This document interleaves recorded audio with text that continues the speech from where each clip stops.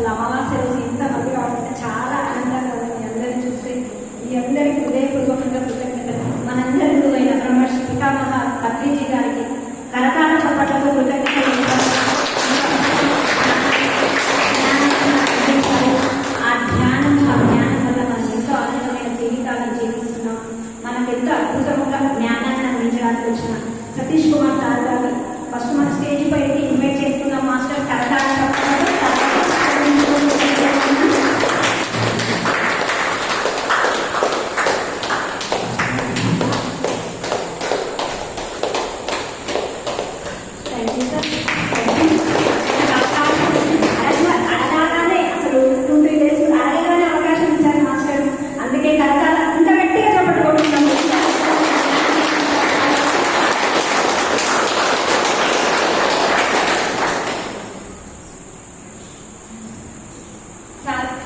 సతీష్ కుమార్ అని చెప్పాను. చిగులపల్లి సతీష్ కుమార్ గారు విపనగండ్ల గ్రామం సార్ని ఎంకామార్ చదువుకున్నారు. అది వనపర్తి జిల్లా మాస్టర్.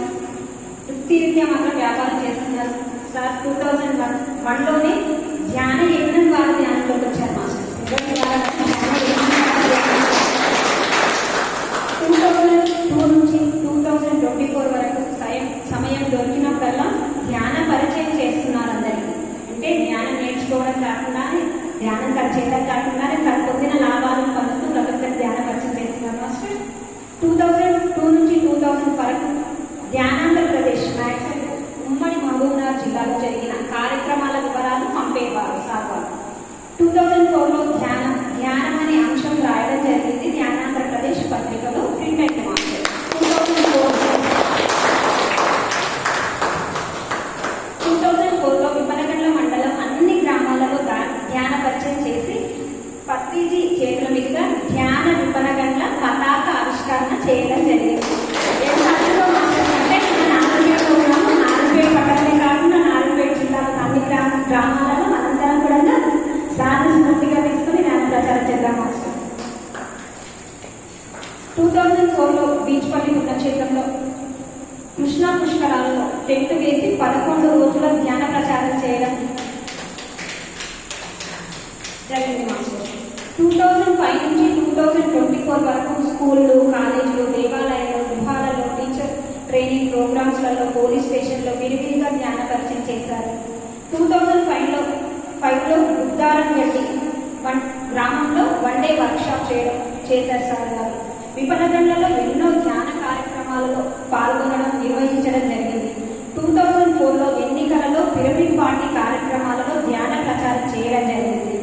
2005 నుంచి 2006 సప్త పిరమిడ్స్, నవా పిరమిడ్స్ నిర్మాణ ప్రారంభోత్సవ కార్యక్రమాలలో పాల్గొనడం జరిగింది.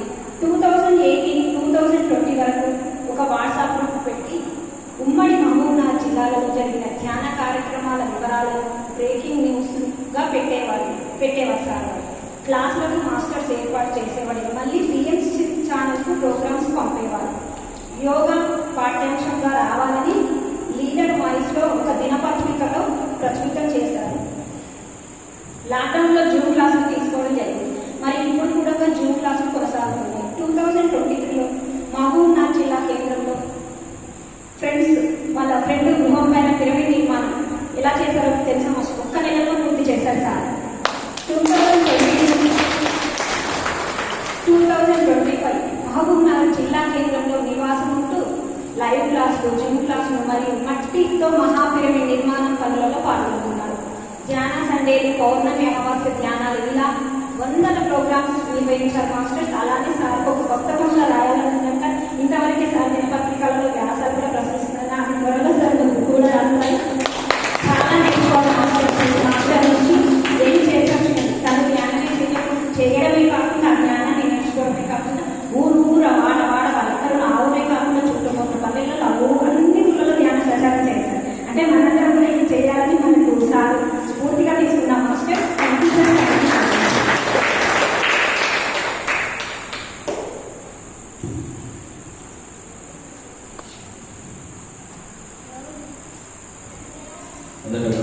మన గురువు అయినటువంటి బ్రహ్మశ్రీ పితామహ పత్రిజీకి ఆత్మ ప్రణామాలు.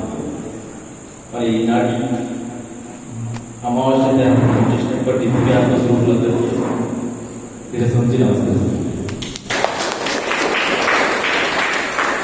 మరి ఈనాటి అమావాస్య ధ్యానం ఎంతో శక్తివంతమైనది, విలువైనటువంటిది, మహా ఉత్కృష్టమైనటువంటిది. ఈ ధ్యానం శ్రీపాదవ శ్రీ వల్లభ మెక్కువ ధ్యానంలో చేసుకుంటున్నాం అద్భుతంగా. మరి నారాయణపేట మహాశాస్త్రి యొక్క సమిష్టి కృషితో జరుగుతున్నటువంటి ఈ యొక్క కార్యక్రమానికి మీరందరూ చేసినందుకు అందరికీ స్వాగతం, సుస్వాగతం. ధ్యానం అనేది కొత్తగా వస్తున్నటువంటిది కాదు. సృష్టి ఆరంభం నుంచి ఈ ధ్యానం అనేది సృష్టి ఆరంభం నుంచి మనిషి తన సహజ స్థితిలో జీవించడం లేదు కాబట్టి ఆ సహజ స్థితిలో జీవించడం కోసమే ధ్యానం మొదలుపెట్టింది. ప్రస్తుతం ప్రతి యుగంలో కూడా ధ్యానం నడిచింది. మనకు ఉన్నటువంటి 4 యుగాలు ఉన్నాయి కదా, కృతాయుగ, త్రేతాయుగ, ద్వాపరయుగ, కలియుగ. ప్రస్తుతం సంగమ యుగంలో మనం చెప్తాం. మరి ధ్యానం అంటే ధ్యానం ఎందుకు చేయాలి, చేస్తే మేము ఏం ఉపయోగపడింది? మనమంతా ఎవరు ఆత్మమా కర్మమా చూసుకున్నారా? ఎంతమంది సరే చూసుకున్నారు? ఎవరెవరు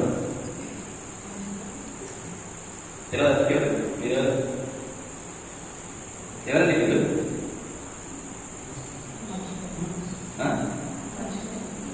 ఎవరు మాస్టర్? మాస్టర్ అంటే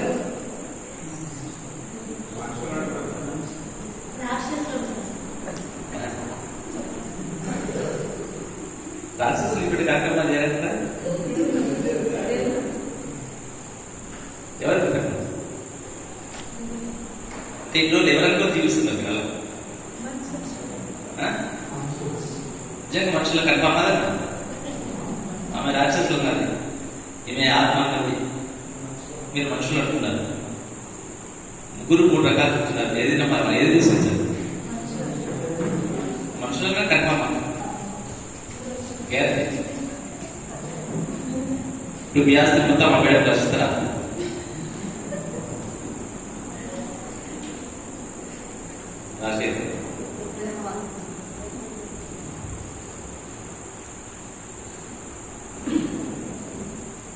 మనిషి విలువైనటువంటి వాడి సంఘంలో, సమాజంలో శక్తివంతమైన వాడు, జ్ఞానవంతమైన వాడు. మనిషిగా జీవించిన మానవత్వం ఉన్నటువంటి వ్యక్తిని మనిషి అని పిలుస్తాం. ఇంతవరకు మేడం చెప్పేది రాక్షసులు ఇతరులను ఇబ్బందికి పరుస్తూ, క్రూరంగా ప్రవర్తిస్తూ, శాడిజం చేస్తున్నటువంటి పదార్థాలు. సో మళ్ళీ ఉంటాయి, ఏమన్నారా? ఉన్నాయి కదా. మరి దైవత్వం అంటున్నాం, ప్రేమతత్వం, కరుణాతత్వం, దయాతత్వం, ఇతరులకు పంచిపెట్టేటువంటి గుణం. దైవత్వంలో మాధవులు, ఈ గుణాలలో ఉన్న వాళ్ళు ఉన్నారు లేదా? సో మనిషి పశువుగా జీవిస్తుంది కానీ మనిషిగా జీవించదు. వాస్తవం, మనిషిగా జీవించడం లేదు కాబట్టి ఈ ధ్యానం అవసరం. వాస్తవం, మనిషిగా జీవిస్తే మనం ఏ వైద్యమో అవసరం లేదు, ఏ మంత్రాలు అవసరం లేదు, ఏ తంత్రాలు అవసరం లేదు. మరి పశువులుగా జీవిస్తున్నాయి కాబట్టి దానికి ఏమైనా హాస్పిటల్ స్కానింగ్ తీస్తున్నామా, ఎక్స్రే తీస్తున్నామా? ఏం తీయదు. అంటే పశువు కన్నా అధ్వానంగా జీవిస్తున్నాం నిజం చెప్పాలి. వాస్తవం, పశువు తన ఆకలి ఎంత ఉంటుందో అంతవరకు తిని కాపుతారు. మనం ఏం చేస్తాం? మనం తిని మళ్ళా ఇంకో పూట కావాలని కూడా మనం ముడగడం. అంటే మనిషి యొక్క తత్వం అలా ఉంది. Voice clear next okay. So ఈ సకల చర సృష్టిలో 84 లక్షల జీవరాశులలో మానవ జన్మ మహా ఉత్కృష్టమైనది, శక్తివంతమైనది, ప్రేమతత్వంతో కూడినది, దయతో కూడినటువంటిది, కరుణతో కూడినటువంటిది, క్షమాభికంతో కూడినది, దయాగుణం. ఇన్ని గుణాలు ఉన్నాయి కాబట్టి మానవ జన్మ దైవం కంటే గొప్పదని చెప్పారు. ఓకే. మనిషి మనిషిగా జీవించలేక రకరకాలుగా జీవిస్తూ రకరకాల మోహాలకు లోపడుతూ,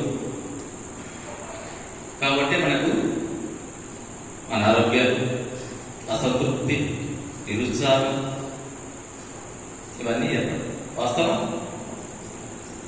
మరి మహా ఉత్కృష్టమైనటువంటి ఈ మానవ జన్మ అంత విలువైనటువంటిది అయితే ఎందుకు మనము మన యొక్క జీవితాన్ని ఎందుకు సరిగా జీవించలేదు? మన జన్మని ఎందుకు సార్థకం చేసుకుంటాం? మరి మానవ జన్మ గొప్ప జన్మ మనకి పేరు. ఇంకొకటి అనుకోవడం వేరు, అనుభూతి చెందడం. మనం ఆత్మలం అనేది జీవుడి వేదవాక్యంలో ఉంది. కానీ స్వ అనుభూతి ఎవరైతే చెందుతారో వాళ్ళు నేను ఆత్మ అని చెప్పాను. ఎందుకంటే స్కూల్లో అందరూ విద్యార్థులే, కానీ పాస్ అయిన వాళ్ళనే గుర్తిస్తాం అంతేనా? అట్లాగే మనుషులలో ఉన్నటువంటి మన లోపల ఉన్నటువంటి ఆ దైవత్వాన్ని మన అనుభూతిలో మనం చూడాలి. చూస్తేనే మనం అప్పుడు మనం ఏదో అర్థమవుతుంది. మనిషిలో రకాలు మామూలుగా స్త్రీ పురుష నాకు తెలిసినటువంటి అందరికి తెలిసినటువంటి కేవలం మానవుడు అంటే మనిషిని చూస్తే మానవుడు అనుకుంటున్నాం. కానీ త్రిగుణాలతో అంటే 3 గుణాలతో మనిషి జీవిస్తున్నాడు. తమో గుణంతో, రజోగుణంతో, సాత్విక గుణంతో. ఈ 3 గుణాలు కూడా ప్రస్తుత భౌతిక ప్రపంచంలో జీవించడానికి ఈ 3 గుణాలు వస్తాయి. తమో గుణం అంటే తెలుసా? చెప్తారా అర్థం?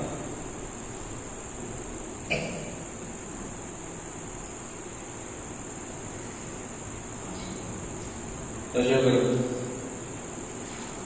సాత్విక, శుద్ధ సాత్విక. తమో గుణం ఉన్నటువంటి వ్యక్తులు సోమరిపోతులు, బద్ధకస్తులు, ఇతరులపైన ఆధారపడరు, ఏ పని చేయకుండా ఉంటారు, జీవిత లక్ష్యం ఉండదు. కాకపోతే వాళ్ళ వల్ల ఎవరు ప్రపంచానికి ఏమారు. ఫర్ ఎగ్జాంపుల్ కుటుంబంలో ఒకరిద్దరు ఉంటారు, ఏ పని చేయకుండా తినకుండా, తల్లిదండ్రులు ఆస్తులు, తాతలు ఆస్తి వాస్తవం తిరుగుతుంది. సమాజం వాళ్ళు జస్ట్ ఎంజాయ్ చేస్తున్నారు అంతే, కానీ వాళ్ళ వల్ల ఏమి కాదు. మరి రజోగుణంలో ఉన్నవాడే ఒక లక్ష్యం ఉంటుంది, ఒక కార్యాచరణ ఉంటుంది, తన కోసం జీవిస్తాడు, తన కుటుంబం కోసం జీవిస్తాడు. తర్వాత ఇంకా గుణం ఎక్కువైందంటే రజోగుణము తనే గొప్ప అని తన యొక్క ప్రతిభను వ్యక్తం చేయడం, నాకు మించిన వాళ్ళు ఏం చెప్పడం, డామినేషన్ చేయడం చెప్తాం. ఈ గుణంలో మనలో ఉండే ఏమైనా మరి సాత్విక, అందరూ మనుషులు, అందరూ గొప్పవారే, అందరి లోపల కూడా మంచి లక్షణం ఉంది, అందరి లోపల ప్రేమతత్వం ఉంది, అందరి లోపల సేవాతత్వం ఉంది. అట్లా జీవించే వాళ్ళందరూ సాత్వికంగా వస్తారు. ఇతరులను ఇబ్బంది పెట్టకుండా ఉత్సాహపరుస్తూ ఉండే వాళ్ళందరూ సాత్వికంగా వస్తారు. మరి మనం ఏ గుణంలో మనం చెక్ చేసుకోవాలి అంతేనా? ఇక్కడ ధ్యానానికి రావాలంటే వాడు సాత్వికం రావాలి. అర్థమవుతుందా? ధ్యానానికి రావాలంటే సాత్వికంలోకి ఎవరైతే వస్తారో వారికి ధ్యానం కుదురుతుంది పక్క డౌట్లేదు. మరి ధ్యానము ఎందుకు చేయాలి? అసలు ధ్యానం అంటే నిర్వచనం చెప్పండి మాస్టర్. ధ్యానం అంటే ఇంకా ఇంకా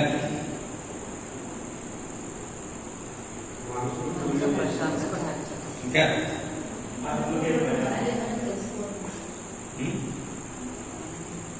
ఏంటి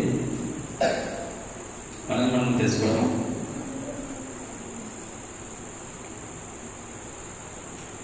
అయితే దినోత్సవాలు రకరకాలుగా ఉంటాయి.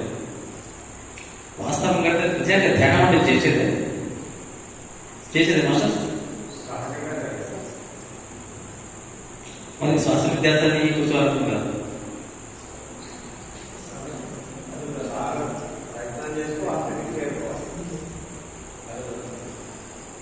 ఇప్పుడు చేస్తే ధ్యానం అంటారా, చూస్తే ధ్యానం అంటారా, చులకం ఉంటే ధ్యానం?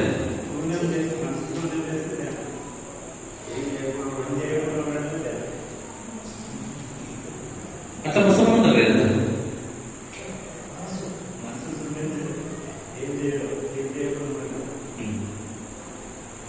ఇప్పుడు ఫర్ ఎగ్జాంపుల్ ఉంటారు, వంట చేస్తే ఉంటుంది ఇంకా చూస్తే ఉంటాయి కాదు. వాస్తవం స్టవ్ ఉంటుంది, సర్వ ఉంటుంది, పప్పు ఉంటుంది, బియ్యం ఉంటుంది. అవన్నీ తీసుకొని కడిగి పొయ్యి మీద పెడితేనే వంట అవుతుంది. అది క్రియ చేయాల్సిందే కష్టం. కానీ ధ్యానం అంటున్నాం కదా, ఈ శరీరంలో ఆ క్రియ ఆల్రెడీ జరుగుతుంది మన లోపల. అర్థమవుతుందా? ఆ క్రియ ఆల్రెడీ జరుగుతుంది మన లోపల, కానీ మనం గమనించాలి. వాస్తవం ఎందుకు గమనించలేకపోతున్నాం? ఏం లేక ఇంకా ఎందుకు లేదు? పెద్ద పెద్ద గోల్డ్ మెడల్ సైన్స్ ఉన్న వాళ్ళు ఉంటారు, వాళ్ళకి ధ్యానం లేదు. వాస్తవం ఇంకా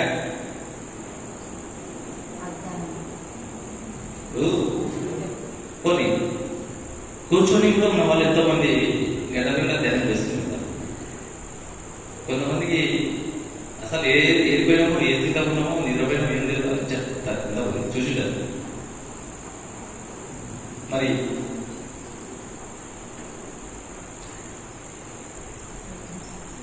ధ్యానం అంటే చేసేది కాదు, జరుగుతున్నటువంటి లోపల జరుగుతున్నటువంటి ఆ క్రియను గమనించమని అది సత్యం. అసలు దాన్ని పట్టుకోవడం కోసమే నాకు గురువైనటువంటి భద్రీజీ గారు అత్యంత సహజమైన సరళమైనటువంటి సులువైనటువంటి మార్గాన్ని శ్వాస మీద ధ్యాస అని చెప్పాడు.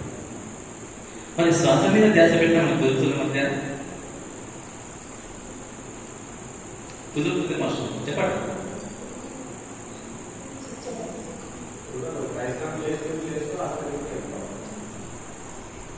అయితే శ్వాస మీద ధ్యాస ఉంచినా కూడా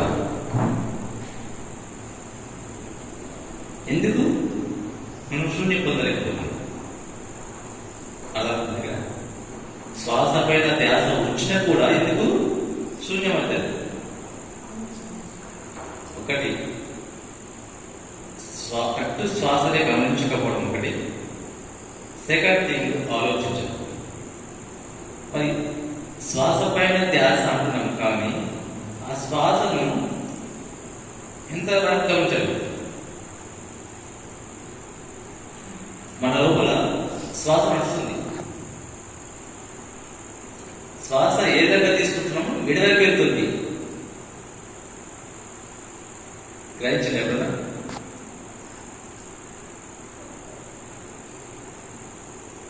మన లోపల శ్వాస ప్రక్రియ ఎలా జరుగుతుంది, ఏ రకంగా లోపలికి వెళ్తుంది, ఏడు వరకు వెళ్తుంది, మనం ఎంత గమనించాలి. ఇక్కడ జస్ట్ సబ్జెక్ట్ తెలుసుకుంటే అడుగుతుంది తప్ప మిమ్మల్ని ఏది ఇబ్బంది పెట్టడం కానీ మిమ్మల్ని అవమానపరచడం కానీ కాదు. అయితే మనకు శ్వాస మనకు ముక్కు రంధ్రాల ద్వారా జరుగుతుంది. వాస్తవం మనం దాన్ని చంద్రనాడి, సూర్యనాడి అని పిలుస్తాం. ఎడమ ముక్కు ద్వారా జరిగేదాన్ని చంద్రనాడి, కుడి ముక్కు ద్వారా జరిగేది సూర్యనాడి. దీన్ని ఈడ పింగళం అనేది. అయితే 2 ముఖరంధ్రాల ద్వారా శ్వాస నడుస్తుంది. ఒకదాన్ని నడుస్తుంది. ఎప్పుడు పక్క గర్భం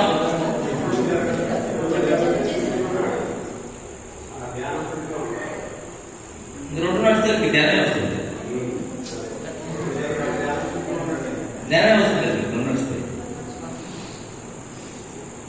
మరి ఎందుకు చెప్పండి,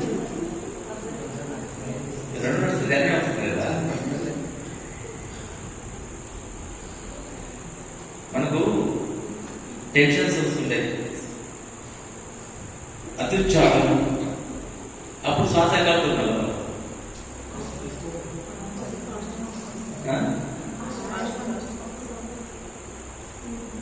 చెప్పండి మాస్టర్. ఒక్కొక్కరు 30 సంవత్సరాలు, 40 సంవత్సరాలు, 30 సంవత్సరాల నుంచి జీవిస్తున్నాం, నుంచి శ్వాస తీసుకుంటున్నాం. మన లోపల మనమే గమనించలేదు. శ్వాస స్థిరంగా లేకపోవడం,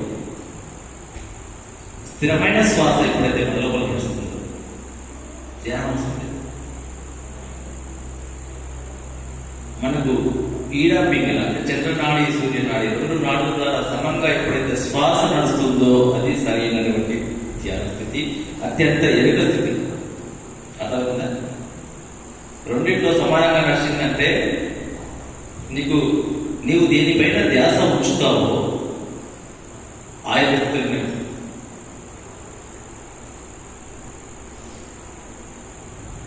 మరి ఆ రెండింటి సమానంగా ఎప్పుడు నడుస్తుంది?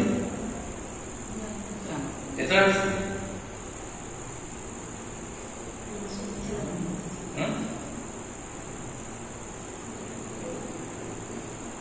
కారణం ఏంటి అంటే మనకున్నటువంటి చంద్రనాడి, సూర్యనాడి ఈ 2 నాడులు శుద్ధి లేకపోవడం. అర్థమైందా? శుద్ధి లేకపోవడం వల్ల మనం తీసుకునేటువంటి ఈ శ్వాస ముక్కు ఈ భాగం నుంచి లోపలికి వెళ్ళి నాభి వరకు పోయే వరకు మనం గమనించలేకపోతుంది. వాస్తవం గమనించిన వల్ల నాభి వరకే ఇక్కడ స్టార్ట్ చేస్తే నడుస్తుంది లోపలికి వెళ్తారు.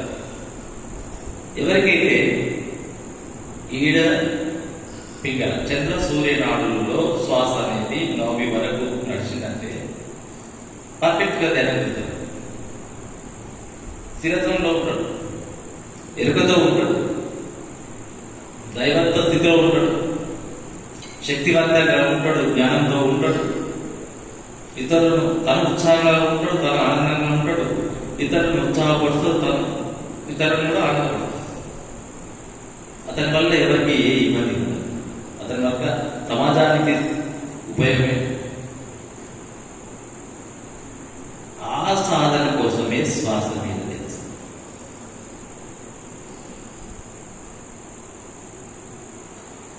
మరి శ్వాస తెలవాలి రోజు. శ్వాస అంటే మనం ఏ రకంగా తెలుసుకుంటాం?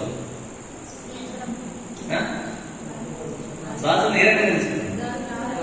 గాలి మళ్ళీ ఎంత కావాలి కదా గాలి.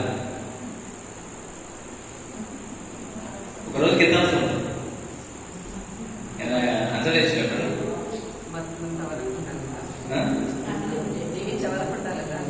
ఒక్క రోజుకి ఎంత అవసరం పడుతుంది?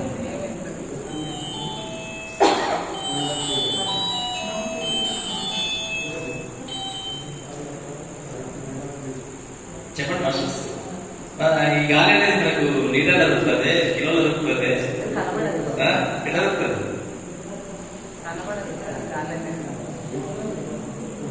సో మాస్టర్స్, మనకు సైంటిఫిక్ ఉన్నటువంటి విషయం ఏంటంటే 10,000 లీటర్లు అవసరం ఉంటాయి శాస్త్రవేత్తలు ఫిజికల్.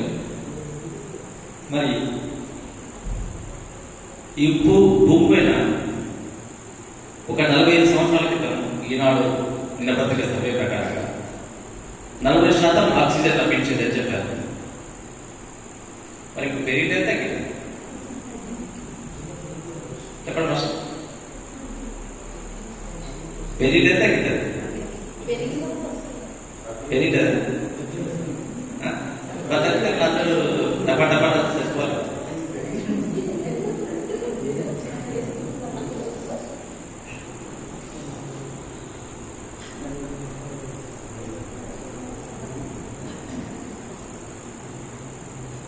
ముఖ్యంగా ఏం జరిగిందంటే కలుషితం పెరిగింది, పొల్యూషన్ పెరిగింది. వాస్తవం ఈ పొల్యూషన్ వల్ల మన యొక్క నాడీ మండల వ్యవస్థ, మన యొక్క శ్వాస ప్రక్రియ అనేది క్లియర్గా లేదు. నాడు శుద్ధి లేదు వాతావరణం. ఎందుకంటే మనం తింటున్నటువంటి తిండి రసాయనిక ఎరువులతో పండినటువంటి పంటది. బయట ఆక్సిజన్, బైకులు పొగ, తర్వాత ప్లాస్టిక్ కాల్చడం, ఎన్నో రకాల పొల్యూషన్స్. హవాయి కూడా తెలుసు కదా అక్కడ. మరి ఇంత పొల్యూషన్, మరి ఇప్పుడు వాటర్ అన్నా కలిసి వాటర్ అంటే అదితో కెమికల్ మాట వాస్తవం. దాంట్లో ఇంకేం జరుగుతున్నారు. మరి పూర్వకాలంలో వల్ల ఏం లేవు వాటి మనిషి ప్రశాంతంగా. అప్పుడు అవసరం పడలే ధ్యానం కాలం, అది అవుతుందా? అప్పుడు షుగర్లు లేవు, బీపీలు లేవు, హార్ట్ అటాక్ లేవు, క్యాన్సర్స్ లేవు, చాలా రేర్, తక్కువ కేసెస్. ఇప్పుడు చిన్న పిల్లల నుంచి షుగర్ స్టార్ట్ అయింది, చిన్న వయసు నుంచి అద్దాలు స్టార్ట్ అయ్యారు పిల్లలు. ఇప్పుడు చిన్న పిల్లలు కొంతమంది ఇప్పుడు బలం లేకుండా ఉంది. అంటే కారణం ఏంటంటే ఈ ప్రకృతిలో జరుగుతున్నటువంటి వైపరీత్యాల వల్ల కారణం అది ఒక కారణం. అయితే రెండో కారణం చెప్పండి, ఎవరి కారణం? ఎవరి కారణం? మనమే. మన జీవితాన్ని మనమే పాటిస్తున్నాం. వాస్తవం అంటే మన ఈ శరీర ఇంద్రియాలకు ఆనందం ఇస్తున్నాము అనుకుంటున్నాం. శరీర ఇంద్రియాల సుఖం కోసం ఏమైనా చేస్తుంది. వాస్తవం తినకూడని చెత్తాక తినగలి, పోషక విలువలు లేనటువంటి ఆహారం, కెమికల్స్ రుచి ఏదో రుచి ఫ్లేవర్స్ ఉంటుంది, ఆ రుచికి మరి మొత్తం తింటాము. దానికంటే పడతా ఉంటుంది ఈరోజు. మన జీవితము నందనవనంగా తీర్చిదిద్దుకోవాలంటే మన చేతిలోనే ఉంది తప్ప ఎవరి చేతిలో ఉంది. అందుకే దాన్ని నీ జీవితానికి నీవే సృష్టికర్త అని సేతు మహాశయుడు చెప్పాడు. బాగా గమనించినట్లయితే ఉదయం చేసినప్పటి నుంచి ఈ క్షణం వరకు మీరు అనుకున్న ప్రకారంగా జీవించిందా, పక్క ఇంటి వాళ్ళు అనుకున్నట్టు మీరు జీవించిందా?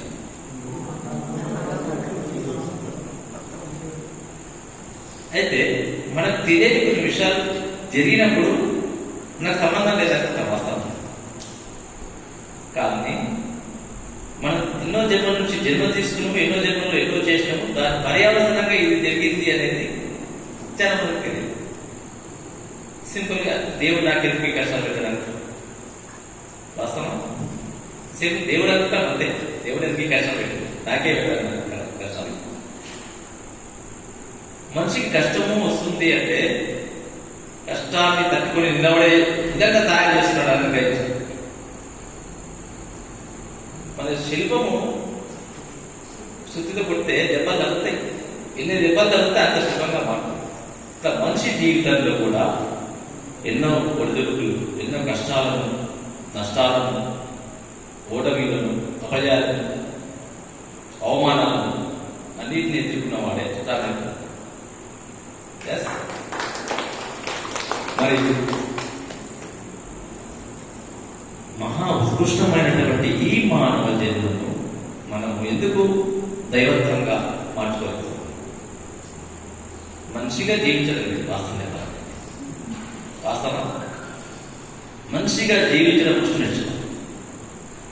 ఫస్ట్ అంటే మనిషిగా జీవించడం అంటే ముందు తను ఎవరి మీద ఆధారపడకుండా తన జీవితాన్ని తనే ఫస్ట్ జీవితం, ఫస్ట్ పాయింట్. సెకండ్ థింగ్, కుటుంబంలో ఉన్న వారిని కూడా ఆధారపడకుండా కుటుంబానికి సేవ చేయాలి. నెక్స్ట్ తర్వాత సమాజం, లోక కళ్యాణం. చాలా మంది ఇళ్ళలో కూర్చున్న ప్లేస్ నుంచే ఆడవేస్తున్నారు, నేను తీసుకురాకు అసలు రాదు, తీసుకురాకు, బాత్రూంలో పెట్టు. ఓన్లీ మొగలే కాదు, పుట్ట కూడా ఉంది, భార్య కూడా మొగల కాలం చేస్తాడు. నేను బయట పోయలేదు, పెట్టండి. జరుగుతుంది కదా. ఇక్కడ ఎవరిని విమర్శించారు? మనిషి గొప్పవాడు అని ప్రతి ఒక్కరు విశ్వసించాలి. ఈ విశ్వంలో ఉన్నటువంటి అన్ని జీవుల కంటే మానవుడు అసాధారణమైన, నాట్ ఆర్డినరీ పర్సన్, సాధారణ పర్సన్. అంటే ఒక మనిషి మాత్రమే దైవంగా మారగలరు తప్ప ఇంకెవరు మారలేదు.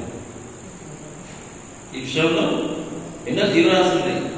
ఒక మనిషి మాత్రమే దైవత్వంగా రుజువచ్చు, కానీ జంతువు సాధ్యం కాదు.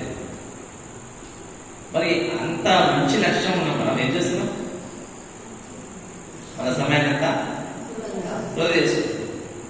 సమయం విలువైనది, మన విలువైనది, మన జ్ఞానం విలువైనది, మన శక్తి విలువైనది, మన కుటుంబం విలువైనది, సమాజం విలువైనది అని ఇద్దరికి గుర్తిస్తాము.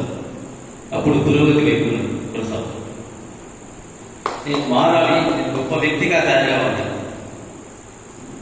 ఈ భూమి మీద మానవులు చరిత్ర సృష్టించేవారు, చరిత్ర చదివేవారు, చరిత్ర రాసేవారు, చరిత్ర చూసేవారు, చరిత్ర వినేవారు ఉన్నారు. మనం ఏ కోవలో పోయి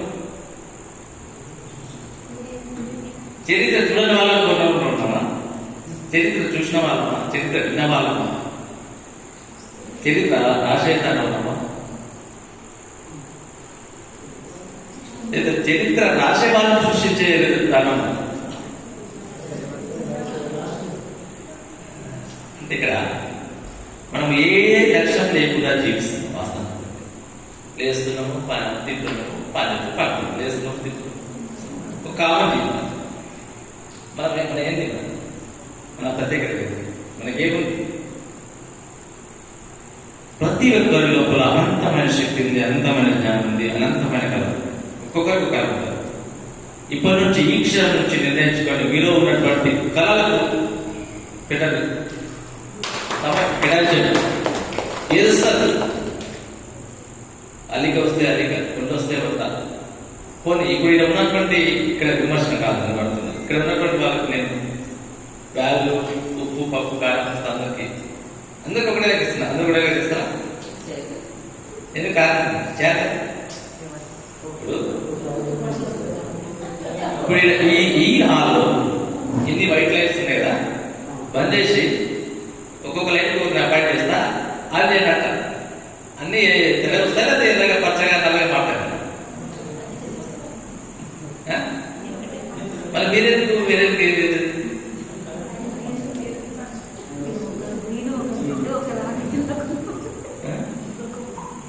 ఉత్త కారం వేస్తే కారం అవుతుంది, ఉప్పు యాడ్ చేస్తే టేస్ట్ వస్తుంది.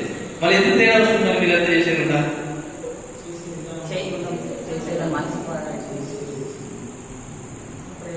సరైనటువంటి ఎదుక స్థితి లేకపోవడం. మనసు అంటే మనసు అంటే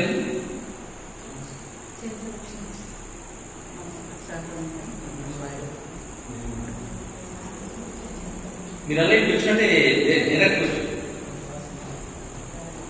మీరు ఇటు వచ్చినట్టే ఏ రకం వచ్చినట్టు? ఏది ఉన్నానో మీరు ఇటు వచ్చింది. ఈరోజు మనసు ఉంది, నేను గట్టి పోల్చుకుంటామా?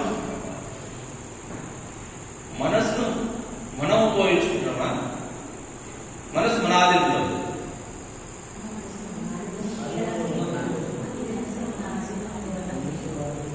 మన ఆధీనంలో ఉందా మనసు? అంతకంటే ధ్యానం అత్యంత ఎదుగుతో ఎవరైతే చేస్తామో మనసు వారి ఆధీనం. అందుకే జిల్లాలో కూడా ఎలా అంటారు, మనసు అంటే బ్రహ్మ విష్ణు మహేశ్వరుల కంటే అంతకంటే పరబ్రహ్మ స్థాయి కలిగినది మనసు అని చెప్తారు. మనము ఆ సహజ స్థితిలో జీవించలేకపోతున్నాం. మనసు అర్థం కాదు. ఇక్కడ మన మనసు మనకు ఈ మనసు ఆధీనంలో మనం ఉంటే ఏం జరుగుతుందంటే, మనసు ఆధీనంలో మనం ఉంటే ఏం జరుగుతుందంటే, ఇంద్రియాలు, కళ్ళు కళ్ళు ఏం చేస్తాయి? చూడాలి వస్తుంది. చూడవలసినవి చూడకూడనివి రెండింటి చూస్తుంది. దానివల్ల ఏం జరగలేదు. మనసు వినవలసినవి వినకూడనివి రెండు చేస్తుంది. మనసు తినవలసినవి తినకూడనివి, మాట్లాడేవి మాట్లాడకూడనివి, మాట్లాడకుండా ఉండేటట్టు కూడా రకరకాలు. మనసు షేర్గా కనెక్ట్ చేస్తే మంచి పనులు చేయొచ్చు, చెడ్డ పనులు చేయొచ్చు. మనసుని కాలు కనెక్ట్ చేస్తే మంచి మార్గంలోకి వెళ్ళచ్చు, చెడు మార్గంలోకి వెళ్ళచ్చు. మనసు దాన్ని పాయింట్, మనసు పాయింట్ సైంటిఫిక్ ప్రకారం. కానీ ఆధ్యాత్మిక పరిభాషలో మనస్సు అంటే మహాశుద్ధ చైతన్యం. మీరు మనసు పెట్టకుండా మీ జీవితంలో ఏది లేదు. వాస్తవం. ఈరోజు మీరు కూర్చున్నట్టే మీరు మనసు పెట్టడం వల్ల ఖచ్చితంగా పోవాలని పెట్టడం వచ్చింది ఎంత రాజు. ఫర్ ఎగ్జాంపుల్, మీరు ఒక పదార్థాన్ని తినకూడదు డిసైడ్ అయ్యారు, ఒక 10 మంది ఫోర్స్ చేశారు.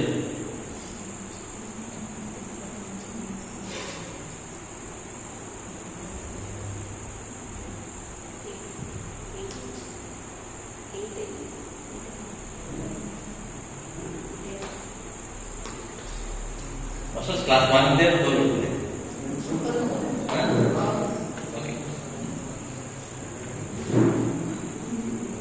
మనసు ఇంద్రియాలకు లోపడితే మన యొక్క జీవితము సక్రమంగా జీవిస్తాం. ఉద్యోగాలు చేస్తారు, వ్యాపారం చేస్తారు, వ్యవసాయం చేస్తారు, టీవీ చూస్తారు, క్రికెట్ ఆడతారు, ప్యాక్ ఆడతారు అని చెప్తుంది. కానీ ఎరుక ముఖ్యంగా ఆడడం తప్పు కాదు, తినడం తప్పు కాదు, చూడడం తప్పు కాదు. ఎవరెవరికి ఏ జ్ఞానం అవసరమో దాన్ని చూడడం తప్పులేదు. అర్థమైందిగా? మన జీవితానికి కావలసినటువంటి జ్ఞానం వినడంలో సమయం పెట్టడానికి తప్పలేదు. మరి ఈ మనసు మన అధీనంలోకి రావాలి. మనము దీన్ని ఇంకా ఆధ్యాత్మిక భాషలో ఓజస్సు, తేజస్సు, రజస్సు అని పేరు.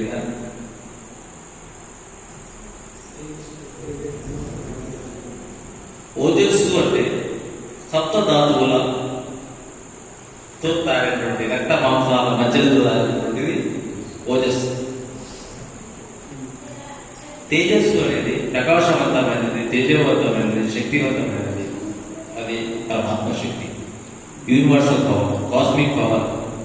దాన్నే మన దైవం అని పిలుస్తున్నాం.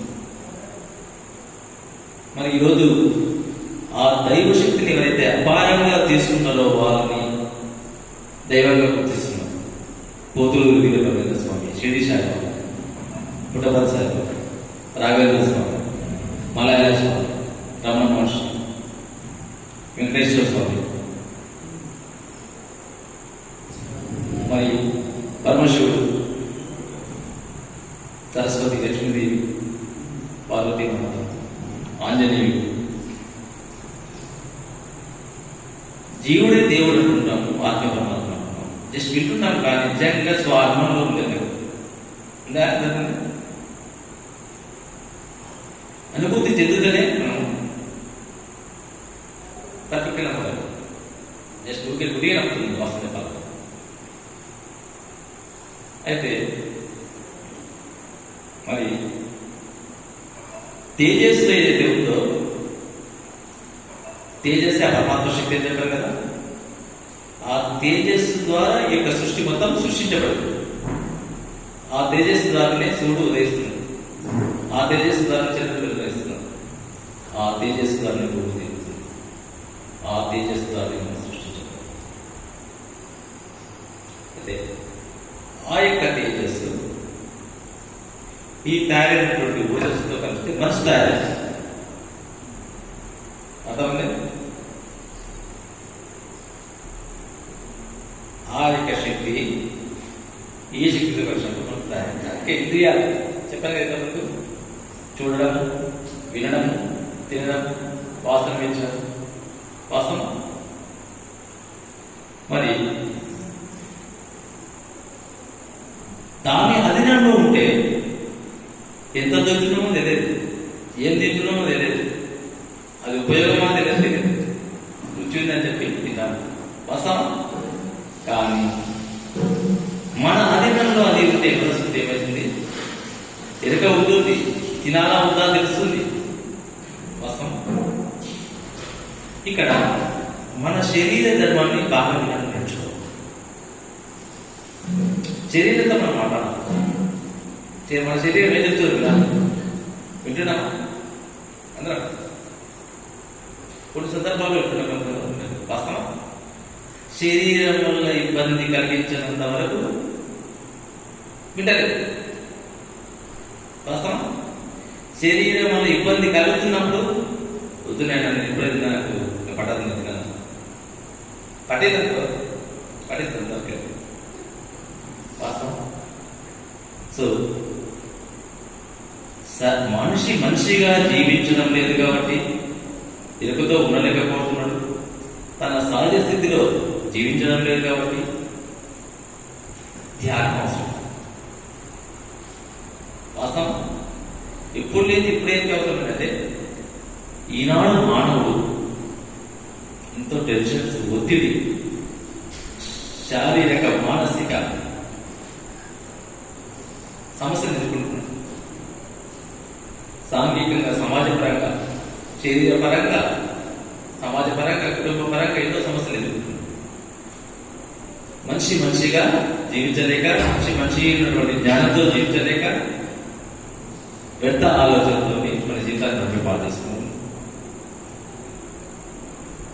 సో ఈ క్షణంలో మన జీవితాన్ని అద్భుతంగా, ఒక నందనందంగా, ఒక పూలవనం చూస్తే ఎంత ఆకర్షణగా ఉంటుందో, ఒక పండ్ల తోట చూస్తే ఎంత ఆకర్షణగా ఉంటుందో, మన జీవితంలో కూడా అలాంటి ఆ రంగురంగుల పూలతోని ఆ పండ్ల యొక్క ఋషుల యొక్క ఆస్వాదన ఏదైతే ఉందో మన జీవితాన్ని కూడా ఆలోచన చేసుకున్నాం, మన జన్మను సార్థకం చేసుకున్నాం.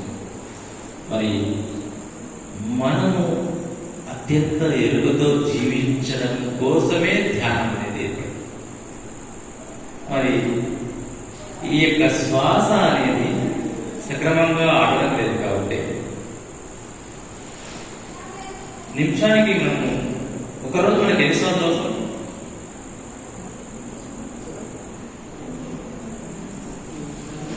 తెలుసా? ఒకరోజుకి ఎన్ని శ్వాసలు అవసరం?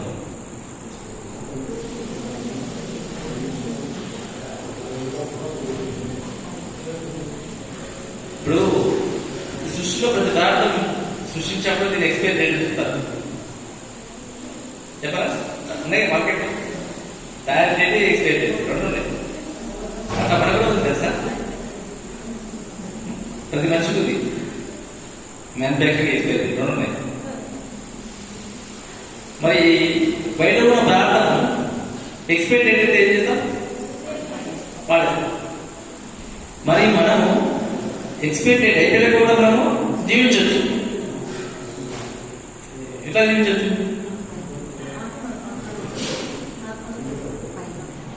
మనిషిగా జీవించినప్పుడు,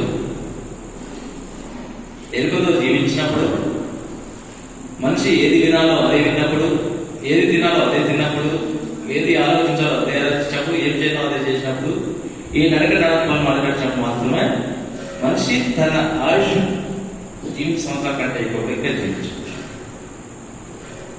ఫర్ ఎగ్జాంపుల్, మనము ఈరోజు 100 రూపాయలు సంపాదించాం, రేపు దాన్ని కరెక్ట్గా సద్వినియోగం చేసుకుంటే ఇంకా నెక్స్ట్ డే కూడా ఉపయోగపడుతుంది. కొంతమందికి అదే రోజుకి ఉపయోగపడుతుంది, కొంతమందికి ఒకే ఒక చర్యతో మొత్తం అయిపోతుంది 100 రూపాయలు. ఎప్పుడు ఒక ఐస్ క్రీమ్, ఒక చాక్లెట్ అంతే. కానీ చాక్లెట్, ఐస్ క్రీమ్ నా జీవితానికి ఎంతవరకు ఉపయోగపడుతుంది, ఎంతవరకు నాకు శక్తి వస్తుంది, ఇంతవరకు నన్ను ఆరోగ్యంగా ఉంచుతుంది ఏసి చాక్లెట్ అని ఎరుక ఉంటే మన యొక్క జీవితంలో డబ్బు ఆదా అవుతుంది, మరియు మన యొక్క శరీరం కూడా బాగా. నేను మిమ్మల్ని తినమని చెప్పడం లేదు, సబ్జెక్ట్ తెలుస్తున్నాను. అయితే మన యొక్క శ్వాసను కూడా రోజు తీసుకునే దానికంటే తక్కువ తీసుకుంటే మనం ఆరోగ్యంగా ఉంటాం. తెలుసా? ఆరోగ్యంగా ఉంటాం తక్కువ తీసుకుంటే. ఎక్కువ తీసుకున్నామంటే రోగాలలో ఉన్నట్టు లెక్క. అయితే WHO ఏం చెప్తారంటే, ప్రపంచ ఆరోగ్య సంస్థ ఏం చెప్తుందంటే నిమిషానికి 22 శ్వాసలు తీసుకున్నారు. కానీ ఆధ్యాత్మిక యోగులు ఏం చెప్తున్నారంటే నిమిషానికి 15 శ్వాసలు తీసుకుంటే బాగుంటుంది. 15 శ్వాసలు నిమిషానికి. ఒక రోజుకు 21,600 శ్వాసలు. అయితే ఫర్ ఎగ్జాంపుల్ ఒక మానవుని యొక్క శ్వాసలు 1,00,000 కోట్లు అనుకుంటుంది విద్యార్థి. మరి ఒక రోజుకి 21,600 శ్వాసల కంటే ఎక్కువ జరిగినాక అప్పుడు ఏమవుతుంది? తొందరగా ఆయుష్ తక్కువ నడిస్తే ఎక్స్పెక్ట్ మన ఆయుష్ పెరుగుతుంది. ఇది ఎలా సాధ్యం? అది ఎలా సాధ్యం? ఈ డబ్బులే ఒక బీరువాల లేఖలు పెట్టుకోవడానికి శ్వాసాల కన్నా గాలి పెట్టుకుంటాం. ఎట్లా?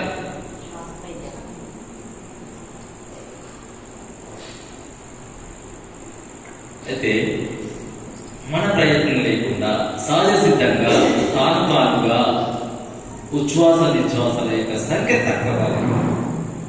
శ్వాస ప్రక్రియలో ఉచ్ఛ్వాస నిశ్వాసలు అంటే తీసుకునే గాలి విడిచే గాలి రెండు శ్వాసలు తక్కువ. అంటే ప్రయాణం జరుగుతుంది ఎక్కువ, కానీ నడిచేది కౌంటింగ్ టైం. వాస్తవంగా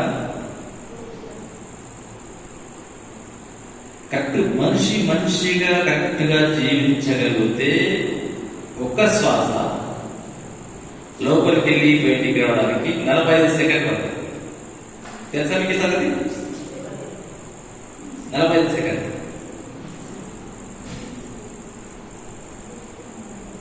పతంజలి మహర్షి వారు చెప్పినటువంటిది నిమిషానికి 15 శ్వాసలు తీసుకుంటే మంచిది. మరి మనం ఏం తీసుకుంటున్నాం రోజు? మరి నిమిషానికి తెలుసా? మరి శ్వాస మీద ధ్యాస అంటున్నాము, ఎరగట్టున్నాము.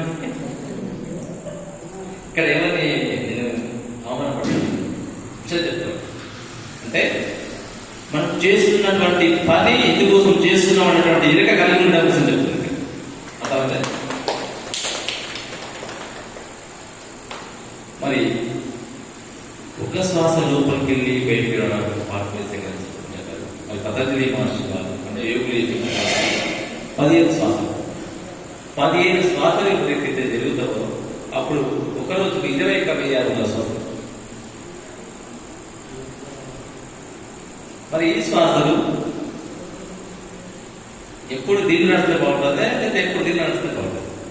మన ఎట్లా నడిస్తే నా ఆరోగ్యం, ఎట్లా నడిస్తే నా జీవితం నడుస్తుంది.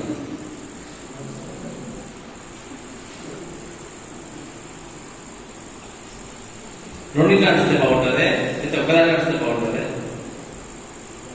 ఎడమ ముగ్గురు నడిస్తే బాగుంటుంది, కుడి ముగ్గురు నడిస్తే బాగుంటుంది?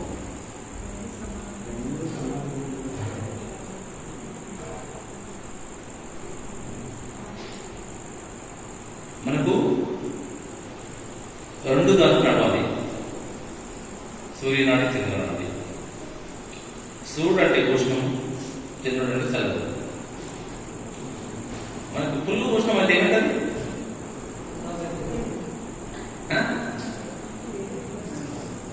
బాడీ లెక్కైతే మన మానవుని ఎంత ఉష్ణోగ్రత ఉంటుంది?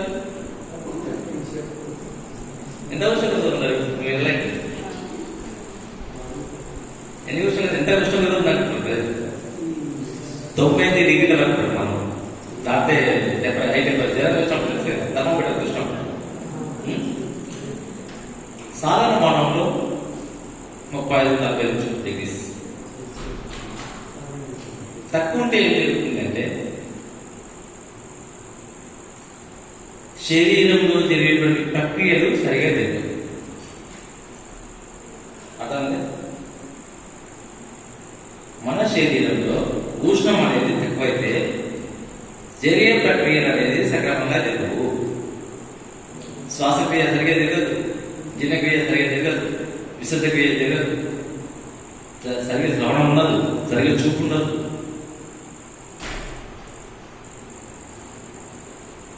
అలాగే చల్లదనం ఎక్కువ అనుకోండి, ఏమైంది ఏమైంది ఇప్పుడు బయట ఏమైనా ఆలోచించుకోవాలంటే ఏం కావాలి? వేడిగా అంటే మన బట్ట పచ్చే వేడిగా మనకు బాగా చలి పెడుతుంది, బాగా జలుబు అయింది, బాగా అయింది ఏమైతుంది?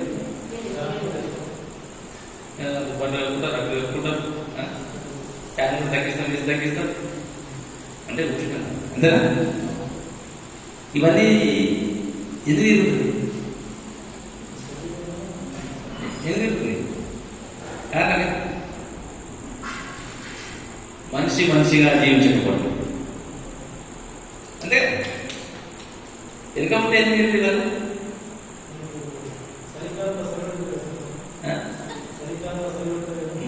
మనిషిగా జీవిస్తే శరీరం తానుగా, మరి మేకకు గొర్రెకు ఎద్దులకు రక్కులు వెళ్తారు మనం సరికదా? జంతువుగా లెక్కిస్తుంది. మనిషిగా జీవించడం లేదు కాబట్టి అవసరం ఉంది, డబ్బులు అవసరం ఉంది, ఏసీ అవసరం ఉంది. వాస్తవా నేను చెప్పేది?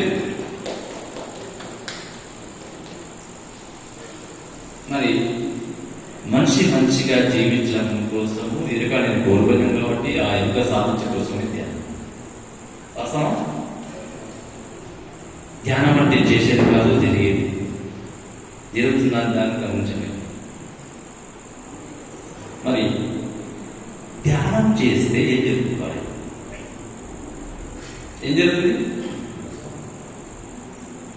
ఫస్ట్ ఏం జరుగుతుంది? కళ్ళు మూసుకొని సుఖాసనంలో కూర్చుంటారు, పిల్లలు శ్వాసన. ఏం జరుగుతుంది చెప్పండి?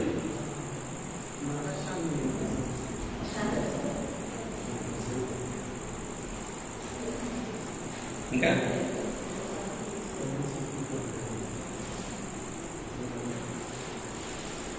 డైరెక్ట్ శాంతి వస్తుంది, స్థిరత్వం వస్తుంది అంటే ఈ కాలం జరుగుతుంది అంటే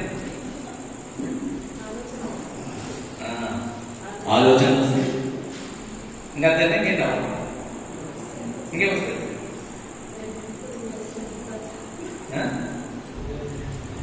ఏమొస్తాయి మేడం? కూర్చుంటారు ఇద్దరు చంద్రులు, నొప్పులు వస్తాయి, అయిష్టంగా ఉన్నది, ఎప్పుడు వేసుకోవాలనిపిస్తుంది అనిపిదా? సుఖంగా ఉంటుంది, మీకు హాయి ఉంటుంది. మనం ఎప్పుడు హాయిగా ధ్యానం కుదిరినప్పుడు ఉంటుంది, కరెక్ట్ స్థితిని గమనించినప్పుడు ఉంటుంది. మరి అదే జరుగుతుంది అంటే శ్వాస ప్రక్రియను సక్రమంగా గమనించాలి. మన లోపల జరుగుతున్నటువంటి ఉచ్ఛ్వాస నిశ్వాసాలను సరిగ్గా గమనించినప్పుడు మాత్రమే సాధ్యమవుతుంది. మరి నాడు శుద్ధి లేకపోవడం వల్ల మన ఉచ్ఛ్వాస నిశ్వాసాలను మనం సరిగ్గా గమనించలేకపోతుంది. నాడు శుద్ధి లేకపోవడానికి కారణం మనం పీల్చేటువంటి అదొకటేనా? పర్ఫ్యూమ్స్, రకరకాల కుల వాసనలు, రకరకాల తోటలు, రకరకాల బిర్యానీ వాసన, మసాలా వాసనలు అన్ని, కప్పు వాసన అన్ని వాస్తవం. మరి ఏమవుతున్నాం? నాడు మనం తీసుకునే ఆహారం రకరకాలు తీసుకోగలిగి తీసుకోవడం అనేది శరీరం.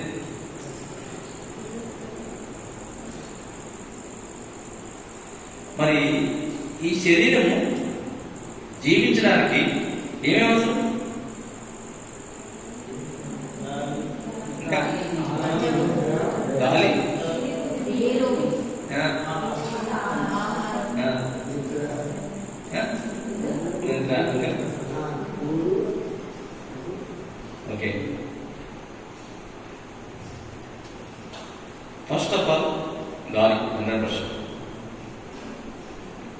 మనం తీసుకునేటువంటి ఆహారం ఎంత రక్తం తయారు.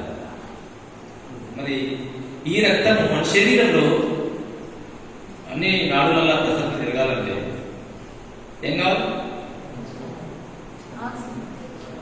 ఇంకా ఆక్సిజన్ ఉంటే కంపల్సరీ రక్తం కోసం జరుగుతుందా? ఎక్కడే మరి చనిపోయే వాళ్ళు ఉన్నారు, ఆక్సిజన్ పెడితే బతకదు. ఎందుకు? మన లోపల విద్యుదయస్కాంత తరంగాల శక్తి, విద్యుదయస్కాంత తరంగాల శక్తి, విద్యుత్ ఉత్పత్తి జరుగుతుంది. ఇక్కడ మన మనుషులలో ప్రతి మనిషిలో విద్యుత్ ఉంది తెలుసా? ఎంత ఉంది?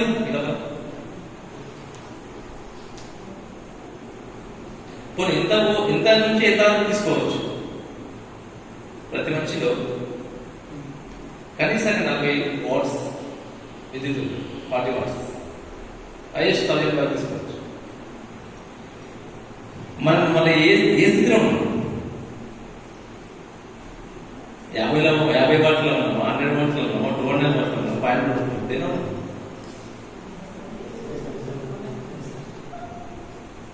అయితే మన లోపల ఈ యొక్క రక్త ప్రసరణ అన్ని నాడుల్లో నడవాలంటే, పంపింగ్ జరగాలంటే దానికి విద్యుత్ అవసరం. మన బ్రెయిన్లో విద్యుత్తో ఎదుగుతుంది. మనం తీసుకునే నిశ్వాసాల ద్వారా ఇక్కడ ఉత్పత్తి జరుగుతుంది. ఆ యొక్క విద్యుత్ ద్వారా రక్త ప్రసరణ జరుగుతుంది. అది తక్కువంటే తక్కువ జరుగుతుంది, ఎక్కువ ఉంటే ఎక్కువ జరుగుతుంది. మనకు గ్యారెంటీ ఇవ్వలేము. కారణం మనం తీసుకునేటువంటి ఆహారం అశుద్ధం పడడం వల్ల మన రక్తము అశుద్ధంగా ఉంటుంది. అందుకే ఈరోజు హార్ట్ స్ట్రోక్లు, అలర్జీస్, గచ్చితామలు, క్యాన్సర్స్, షుగర్, బీపీ వస్తాం. మరి ఈ యొక్క ఫర్ ఎగ్జాంపుల్ ఒక ట్యాప్ నుంచి వెళ్ళిపోవాలంటే 5 HP మోటార్ పెడితే ఎంత దోస్త వరకు పోతుంది? ఒక 2 అంతస్తులు 3 అంతస్తులు కష్టం. అంతకుమించి పోతుంది. 1 అంతస్తు గ్యారెంటీ, 2 అంతకుమించి పోవాలి కష్టం.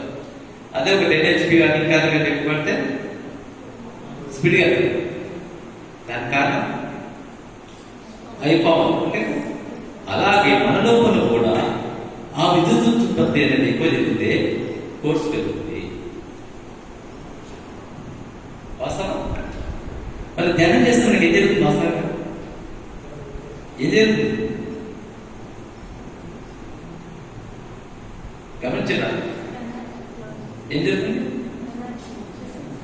ఇంకా వేడి పుడతారు కదా? ఎవరు గమనించారు? వేడి బాడీలో ధ్యానం చేసిన వేడి గమనించిందా? ఎంతమంది గమనించారు? చరిత్ర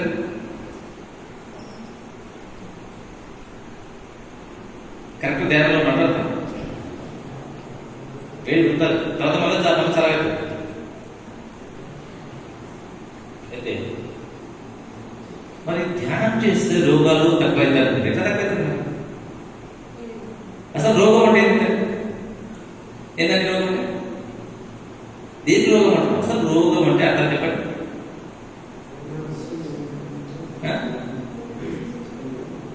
రోగం అంటే రోగ నిరోధక శక్తి తక్కువ ఉంటే రోగం. అర్థమైందా? రోగాన్ని తట్టుకునేటువంటి శక్తి మనకు ఉందనుకోండి, ఎన్ని రోగాలు ఉన్నా ఎన్ని రోజులైనా చూపిస్తాం. చూస్తారు మన ఎంతమందికి ఎన్ని రోగాలు ఉన్నా వాడు చూస్తే స్వీట్ తింటాడు, అది తింటాడు, మన తాగుతాడు, అనేది చూస్తారు కదా. మనకేమైతే లేదు. అంటే మనిషి లోపల రోగ నిరోధక శక్తి అనేది ఎక్కువ ఉన్నట్లయితే రోగం ఉన్నా కూడా వాడు ఎక్కువ కాలం జీవిస్తాడు. రోగ నిరోధక శక్తి ఉన్నవాడు, తక్కువ ఉన్నవాడు, రోగం లేకపోయినా రోగం ఉన్న కంటే కూడా హీనంగా జీవిస్తున్నాడు. చూస్తున్నాం. అన్ని ఉంది, షుగర్ ఉంది, బీపీ ఉంది, మనం ఏం లేకుండా మనం తినలేకపోతున్నాం అని మాట్లాడుతున్నాం. కారణం అర్థమైంది. రోగ నిరోధక ఉంటే రోగాలను తట్టుకోలేదు. ఇప్పుడు బలం ఉన్నవాడిని దెబ్బ చేసి పెట్టుకుని రావడతారు. అదే తక్కువ కొడితే చిన్న దెబ్బకి ఆ మాట పడతారు. గాలి పెట్టిన నిలబడలేదు, అవసరం వస్తుంది కదా. రోగ నిరోధక శక్తిని పెంచుకోవడం కోసం ధ్యానం చేస్తారు. అర్థమైంది? రోగ నిరోధక శక్తి ఎక్కడ జరుగుతుందంటే శ్వాస పైన ధ్యాస ఉంచడం ద్వారా ఏం జరుగుతుంది? ఫస్ట్ పైన శరీరానికి కావాల్సినటువంటి ఆక్సిజన్ కరెక్ట్ గా లభిస్తుంది. First point. సెకండ్ థింగ్, లభించినటువంటి ఈ యొక్క ఆక్సిజన్ రక్తాన్ని శుద్ధి చేస్తుంది. అర్థమైంది? తర్వాత వేడి గుర్తు అని చెప్పాను. వేడి గుర్తు ఏమంటే ఈ శుద్ధి అయినటువంటి రక్తము ఎన్నో రోజుల నుంచి అడ్డుగా ఉన్నటువంటి నాడీ మండల వ్యవస్థలో సర్క్యులేట్ కానటువంటి నర్వ్ సిస్టంలో కూడా ఫోర్స్ఫుల్ గా మూమెంట్ జరుగుతుంది. ఇప్పుడు మనకు ఉన్న 5 ఏళ్లలో కొంతమందికి ఒక ఏళ్ళు సరిగ్గా పనిచేయదు అంటే అక్కడ సర్క్యులేట్ జరగడం లేదు. కొంతమందికి ఒక చెవి వినిపిస్తుంది, ఇంకో చెవి వినిపిస్తలేదు. సర్క్యులేట్ జరుగుతలేదు అక్కడ ఎనర్జీ. అర్థమవుతుంది? కొంతమందికి తలలో ఈ భాగం అంటే బాగుంటే ఇంకో భాగంలో పోతుంది. ఇక్కడ ఎనర్జీ లేదు అంటే సర్క్యులేషన్ లేదు. ఈ శరీరం కొన్ని కోట్ల కణాల సముదాయం. వాస్తవం. ప్రతి కణంలో కూడా శక్తి ఉంది. ఏ కణం అయితే శక్తి హీనంగా ఉంటుందో ఆ కణం ఎక్కడైతే ఏ అవయంలో ఉంటుందో అక్కడ అవయం ప్రాబ్లం వస్తుంది.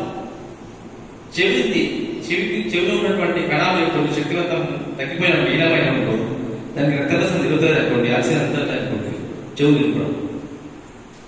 అర్థం? గ్రంథులు ఉన్నాయి తెలుసు కదా, గ్రంథులు. ఆ గ్రంథులలో సరిగా శక్తి పోతే గంతి పనిచేస్తుంది. ఫ్యాన్ కరెక్ట్ పోతే ఫ్యాన్ తిరుగుతుంది. బల్బులకు మీద కరెక్ట్ పోతే బల్బు తిరుగుతుంది. మన యొక్క శరీరాన్ని నడిపించేటువంటి ఈ యొక్క గ్రంథుల లోపలికి శక్తి ఇవ్వకపోతే గ్రంథులు పనిచేస్తాయి. ఆక్సిజన్ వెళ్ళాలి, రక్తరసం తిరగాలి. వాస్తవం. మరి ఇవన్నీ ఎలా సాధ్యం? మంచిగా జీవిస్తే సాధ్యం. మరి అందరికీ ధ్యానమే అయితే మన ప్రపంచంలో అందరూ ధ్యానం చేయాలి. అందరూ చేస్తున్నారు ధ్యానం, అందరూ వాళ్ళు జీవించాలి కదా, వాళ్ళు వస్తుంది కదా. చెప్పండి, ధ్యానం చేస్తే వస్తుంది. అందరూ ధ్యానం చేసిన ఆరోగ్యం అందరూ ప్రపంచంలో. అర్థమవుతుంది?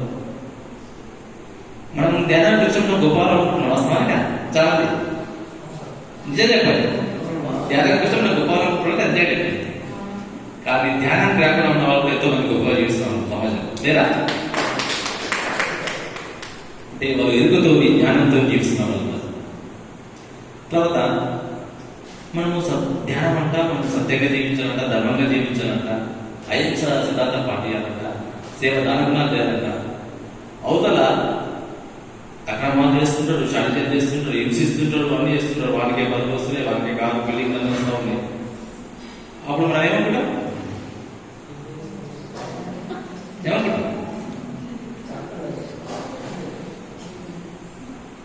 కానీ ఎన్నో జన్మల నుంచి వాడు చేసుకున్నటువంటి పుణ్యఫలం ఏదైతే ఉందో ఆ పుణ్యఫలం ఉన్నంత వరకు అక్కడికి తెలుస్తుంది. వాడు ఎంత అక్రమ మార్గంలో అయినా అవసరమైతే మర్డర్ చేసి పదవి పొందిన కూడా మన పుణ్యం ఏదైతే అకౌంట్ ఉందో అంతవరకు కాపాడు. ఆ తర్వాత తెలుసు ఎంతమంది 5 స్థాయిలో కూడా కిందికి వెళ్ళి చూస్తున్నాం. కానీ అంటే అకౌంట్ ప్రతి పేరుతో పుణ్యం అకౌంట్ పేరు పాప అకౌంట్ స్టార్ట్ అయింది. అందుకే గీతలో శ్రీకృష్ణ పరమాత్ముడు 100 తప్పులైనప్పుడే శిక్షించింది. తెలుసు కదా. అంటే ఒక పండు తినాలంటే కాయ పక్కవైతే తింటాం తప్ప పక్కమైన తినలేదు. మరి మన కష్టాలు వచ్చినప్పుడు ఎవరు తెలుసుకుంటే వస్తాను పంచాయతీ దేవుడు చేస్తారా? చేస్తున్నారు అందరికి.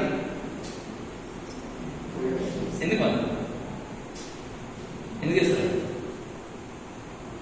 చేయాలి. దేవుడు అంటే అందరూ చేయగలుగుతాను. మరి అయితే ఎవరికైతే తన మీద తనకు పూర్తి విశ్వాసం ఉంటుందో, ఎవరికైతే తన మీద తన పూర్తి నమ్మకం ఉంటుందో, ఎవరికైతే తనకు పూర్తిగా తన పని నేను చేయగలుగుతాను, ఖచ్చితంగా నాకు వస్తుందని పూర్తిగా 100% పాల్గొనే విశ్వసిస్తున్న వాళ్ళే విజేతలు అవుతారు. వాస్తవం. మీ ముందు ఈ మధ్య కాలంలో ధ్యానం వచ్చి ఉన్నటువంటి వెంకటేశ్వర టీచర్ గారు ఒకసారి చేసి అందరికి ముఖాలు కాదు. అతను ధ్యానంలోకి వచ్చి జాబ్ కొత్త కష్టంగా అని చెప్పి నిర్ణయించుకున్న దృఢ సంకల్పంతో కొట్టి మరి నిజంగా దేవుడు ఇస్తాడని గుడి చుట్టూ తిరుగుతా ఉంటే నిజంగా వస్తాను. కానీ నేను దేవుడిని విమర్శించాను. మనిషికి కష్టం వచ్చినా, ఆపద వచ్చినా, ఏది వచ్చినా ఒకరు ఆదుకునే వారు మనకు ఒకరు ఉండరు అనేటువంటి ధైర్యం కోసం మనము మంచి వ్యక్తులనే ఎన్నుకున్నాం. ఎన్నుకునే వ్యక్తులలో మంచి వాళ్ళనే ఎన్నుకున్నాం. అంతే వెంకటేశ్వర స్వామిని, సాయిబాబాను, శివుడిని, అమ్మవారిని అంటే వాళ్ళు మంచి పనులు చేశారు, మంచిగా జీవించారు. రాముడిని మంచి రాజపాలన చేశారు, మంచి జీవితాన్ని జీవించారు. అర్థమైంది. సో తన మీద తన పూర్తి విశ్వాసము ఉంది అంటే తన యొక్క ఆత్మశక్తి పైన తనకు విశ్వాసం. ఈ శరీరాన్ని నడిపిస్తున్నటువంటి శక్తి ఆత్మశక్తి. ఈ ఆత్మశక్తికి అసాధ్యం అంటూ ఏది? అర్థమైందా? మనిషి మనిషిగా జీవించలేకపోవడము, మనిషి మనతో తన అంతరంగంతో మాట్లాడలేకపోవడము, శరీర ధర్మాన్ని వినకపోవడం వల్ల మనిషి జీవితము ఈ విధంగా తయారైంది. సో మరి ఈ క్షణం నుంచి మన జీవితం గొప్పదని భావిస్తూ అసలు ధ్యానం అంటే ఒకసారి మరొకసారి కూర్చున్నాం. అద్భుతంగా ధ్యానం చేద్దాం. ముందు సెల్లులు అందరూ సైలెన్స్ అయిపోయింది. ఫస్ట్ ఆఫ్ ఆల్ కళ్ళను నాకు తీసేది ఫస్ట్.